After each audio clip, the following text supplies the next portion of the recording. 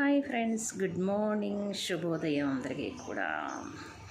ఇవాళ వీడియోలో early morning చక్కగా ఫ్రెష్గా స్నానం చేసేసి యోగా చేసేసుకుని ఒక్క పావుగంట అరగంట ఇలా సూర్యకిరణాల దగ్గర కూర్చోండి, ఎంత బాగుంటుందో.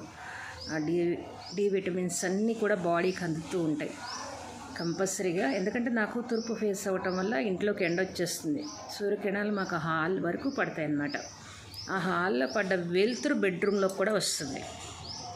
కాబట్టి చక్కగా ఒక పొద్దున పూట ఒక అరగంట అలా ఎండలో కూర్చోండి, చాలా మంచిది బాడీకి. అండ్ తర్వాత నేను తులసి కోట దగ్గర దీపారాధన చేసేసుకుని రాత్రి ముగ్గులు పెట్టేసుకున్నాను. ఎర్లీ మార్నింగ్ పూజ తొందరగా చేసుకోవచ్చు అని మీకు చూపిస్తూ ఉండండి.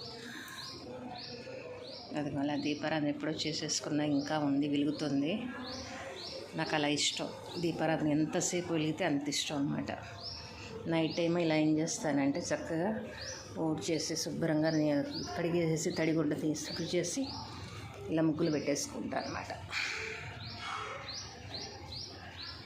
మెయిన్ ఎంట్రన్స్లో ఇలా ముగ్గు పెట్టేసుకుంటా, తులసి కొమ్మ దగ్గర చక్కగా అలా ముగ్గు వేసేసుకుని దీపారాధన చేసేసుకుని కాసేపు ఒక పావుగంట అరగంట ఇలా కూర్చుంటాను అనమాట. చాలా ఇష్టం. చూడండి సూర్యకిరణాలు ఎలా పడతాయో చక్కగా. అందుకే నేను నిద్ర లేవగానే తలుపులు తీసేస్తాను అనమాట. చక్కగా అన్ని కిటికీ తలుపులు కానీ అన్నీ తీసేసి ఒక గంట 2 గంటల వరకు 9:30 10 వరకు అట్లా తీసే ఉంచుతాను. తర్వాత క్లోజ్ చేసేస్తాను అనమాట.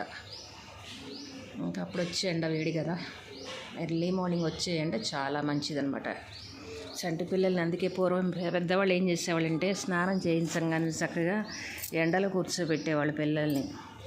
ఇప్పుడు అసలు ఏమీ చేయటం లేదండి. పెద్దవాళ్ళు చేసిన ఆచారాలు ఏమీ కూడా ఇప్పుడు పిల్లలకి చేయటం లేదు. అందుకే హెల్త్ ఇష్యూస్ ఎక్కువ వస్తున్నాయి. అసలు పిల్లలకి ఆ పూర్వం పద్ధతులు, ఆ పూర్వం తిండి పద్ధతులు, సాంప్రదాయాలు ప్రతిదీ పిల్లలకి మనం నేర్పించాలండి. నేర్పిస్తేనే అలవాటు అవుతాయి. ఈ వీడియో కనుక నచ్చినట్లయితే లైక్ చేయండి, షేర్ చేయండి, సబ్స్క్రైబ్ చేయండి. మీ అభిప్రాయాన్ని కామెంట్ రూపంలో తెలియచేయండి. Thank you.